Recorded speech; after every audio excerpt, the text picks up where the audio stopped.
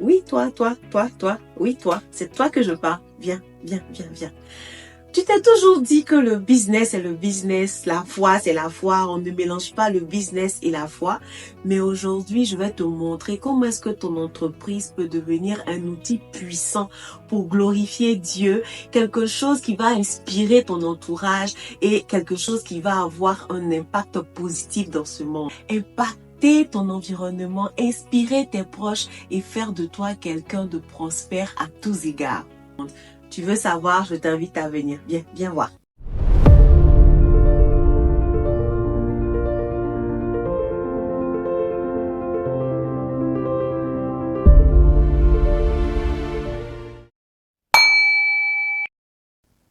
Hello, salut à tout le monde. Moi, je suis Kanya, dénicheuse de bonnes affaires. Bienvenue sur ma chaîne où on parle de business, de lifestyle, de foi et d'inspiration. Aujourd'hui, on va explorer comment est-ce qu'on peut servir Dieu dans notre entreprise. Comment allier foi et business. Si tu es entrepreneur, que tu te demandes comment allier foi et business, cette vidéo est pour toi. Si tu ne sais même pas comment on fait, cette vidéo est pour toi. Si tu cherches comment bien faire les choses, cette vidéo est pour toi. Mais avant, n'oublie pas de t'abonner, de liker la vidéo et de partager cette vidéo à toute personne qui fait de l'entrepreneuriat et qui veut mettre Dieu au centre de son business, et même à ceux qui ne le veulent pas. Par cette vidéo, ces personnes pourront décider de mettre Dieu dans leur activité. La première clé, c'est de mettre Dieu au centre de toute chose. Tu vas commencer tous les jours ta journée en la confiant au Seigneur. Tu ne vas prendre aucune décision sans avoir consulté le Seigneur. Et si tu ne sais pas comment faire, tu as la lecture de la Bible, tu as des enseignements. Et au-delà de ça, tu peux te rapprocher de quelqu'un qui est spirituellement plus élevé que toi, qui pourra te donner des instructions. Mais chaque jour, quand tu te lèves, il faut que tu pries. Tu confies ton entreprise au Seigneur. Tu confies tes employés, tu confies même tes défis. Si c'est un magasin de vêtements que tu as, tu pries pour que ces vêtements-là soient bénis. Tu pries pour que tous ceux qui vont acheter ces vêtements-là, lorsque ces personnes-là mettront ces habits, que ces personnes-là puissent avoir un témoignage positif au nom de Jésus. Tu pries de sorte que la faveur vienne s'attacher à tous tes clients, voilà, à tous tes employés, à ton entreprise. Tu appelles à l'existence toutes les bonnes choses pour ton entreprise. Tu demanderas à Dieu de t'apporter la sagesse, la clarté pour pouvoir prendre les décisions. Tu demanderas à Dieu le discernement avant de t'associer à qui que ce soit. Et tu peux t'appuyer sur Proverbe 3, versets 5 à 6, qui dit: confie-toi en l'Éternel de tout ton cœur et ne t'appuie pas sur ton intelligence. Reconnais-le dans toutes tes voies et il aplanira tes sentiers. Tu pries ainsi chaque jour pour ton entreprise, qu'aucune décision, qu'aucune action ne soit posée sans que tu n'aies pris le temps de prier et de recommander cette action au Seigneur. Comme deuxième clé, il faut faire de l'intégrité la base de ton business. L'intégrité, c'est le cœur de la foi chrétienne. Il est important que tu sois intègre, transparent dans tout ce que tu fais. Il est important que tu sois transparent vis-à-vis de toutes tes transactions commerciales que tu as. De sorte que même lorsque c'est difficile, que tu puisses tenir tes engagements vis-à-vis de tes clients. La Bible nous dit qu'il faut faire toutes choses comme si on le faisait pour le Seigneur. Il ne s'agit pas d'avoir une attitude, voilà, devant des personnes et puis de l'autre côté avoir une autre attitude. Il faut être intègre en payant tes taxes, intègre en payant tes employés, intègre en faisant toutes choses. Voilà, c'est important dans le business. Et Proverbe 11:1 nous dit: une balance fausse est en horreur à l'Éternel, mais un poids juste lui est agréable. Il faut éviter toute forme de roublardise. Tout ce qui est flou, il faut l'éviter. Il faut être transparent dans toutes tes transactions. Voilà, cela va faire que ton niveau de confiance auprès de tes clients va augmenter et tu vas voir que ta transparence va toi-même te mettre à l'aise, de sorte que lorsqu'il y aura des défis, tu n'auras pas à te prendre la tête. Franchement, être intègre, l'intégrité, c'est la base. Comme troisième clé, il faudra considérer ton entreprise comme un ministère. Oui, comme un ministère. Tu as bien entendu. C'est-à-dire qu'au sein de ton entreprise, il doit y avoir les valeurs d'amour.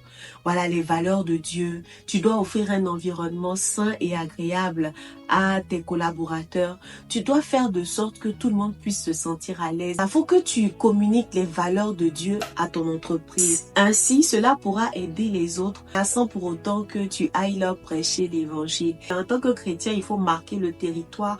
Il faut inviter Dieu dans tout ce qu'on fait et que tout le monde sache que tu es un enfant de lumière. Comme quatrième clé, il faut utiliser tes talents à la gloire de Dieu. Si par exemple, tu travailles dans le stylisme, tu es couturier, tu vends des habits, il faudra par exemple faire l'effort de vendre des habits qui sont pudiques. Voilà, pas des vêtements qui dénudent. Si par exemple c'est dans la musique que tu travailles, il faudra travailler même lorsque tu vas produire ou bien lorsque tu vas accompagner des artistes qui ne sont pas forcément chrétiens, t'arranger à ne pas mettre dedans de grossièreté. Il est important que tu utilises tes talents pour la gloire de Dieu. Matthieu 5,16 nous dit que votre lumière luise ainsi devant les hommes afin qu'ils voient vos bonnes œuvres et qu'il glorifie votre Père qui est dans les cieux. Il ne s'agit pas d'être chrétien et de se cacher. Ah, on ne doit pas savoir. Moi, je dois... Non, tu es chrétien. Voilà, tu peux être avec des personnes qui ne sont pas chrétiennes, mais ton comportement, ta façon de faire peut les emmener à aimer Dieu davantage et même à accepter ton Dieu. Voilà, il faudra t'arranger à ce que les valeurs de Dieu te suivent dans tout ce que tu fais. Voilà, parce que cette voix que tu as, c'est le Seigneur qui te l'a donné. Cette créativité que tu as, elle vient de Dieu. Cette intelligence que tu as, elle vient de Dieu. Ce don de dessiner, ce don de faire tant de choses, rien n'était venu naturellement. C'est Dieu qui te l'a donné. Comme cinquième clé, offrir un service exceptionnel comme si ce service-là était pour Dieu. En tant qu'entrepreneur chrétien, tu dois viser l'excellence. Tu dois viser le sommet. Colossiens 3, verset 23 nous rappelle de faire avec zèle, comme si nous le faisions pour le Seigneur. Cela signifie qu'il faut offrir les meilleurs services. Si tu es couturier, il faut coudre les habits des clients avec les meilleures finitions. Si tu es restauratrice, il faut cuisiner comme si tu cuisinais pour donner à ton père, à ton époux. Si tu es dénicheur de bonnes affaires, il faut t'ouvrir les meilleures affaires au bon prix. Voilà, de sorte que la personne qui va faire affaire avec toi puisse également avoir un bon bénéfice. Il faut faire toutes choses pour les autres comme tu souhaiterais qu'on le fasse pour toi. Comme sixième point, il faut avoir un impact positif et d'éthique.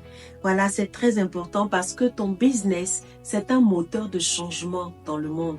Donc, il faut que ça soit un changement positif et cela commence par tes employés au plus petit niveau.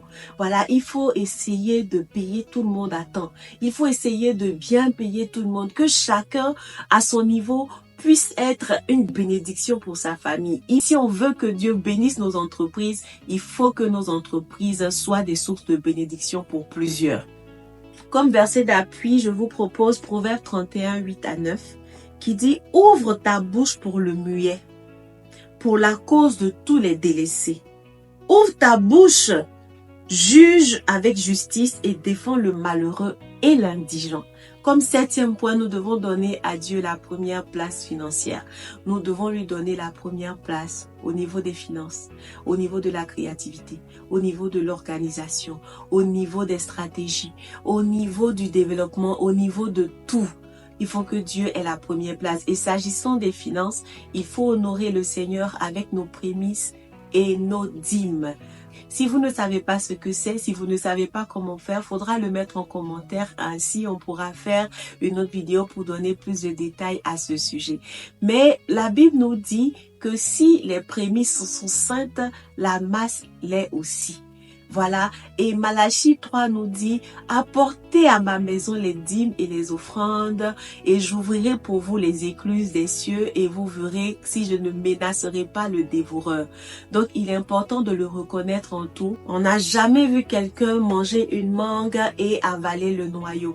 Donc, il est important de sortir les noyaux et de remettre en terre pour que ces noyaux-là puissent redonner encore un arbre et des fruits. Il en est ainsi pour la dîme et les prémices. Comme huitième point, témoigne de ta foi à travers ton business. Tu n'as même pas besoin de prendre le micro pour prêcher, il s'agit pas de ça.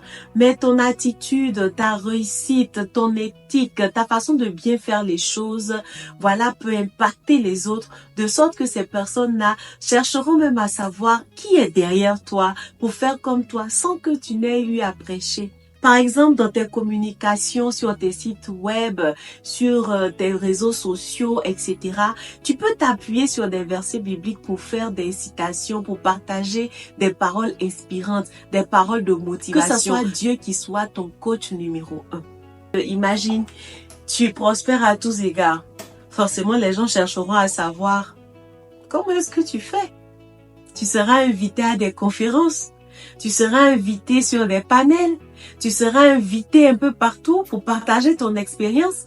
Et là, bingo, ça sera le moment pour toi de glorifier ton Dieu aux yeux de tout le monde. Cela me permet de partager avec vous l'histoire de Mère Teresa de Calcutta. Son histoire est tellement inspirante. Depuis l'Inde, voilà, elle a travaillé d'arrache-pied avec amour, avec tout ce qu'elle faisait, avec son zèle, l'amour pour le Seigneur. Le Seigneur l'a aidée jusqu'à ce qu'elle soit nominée au prix Nobel de la paix.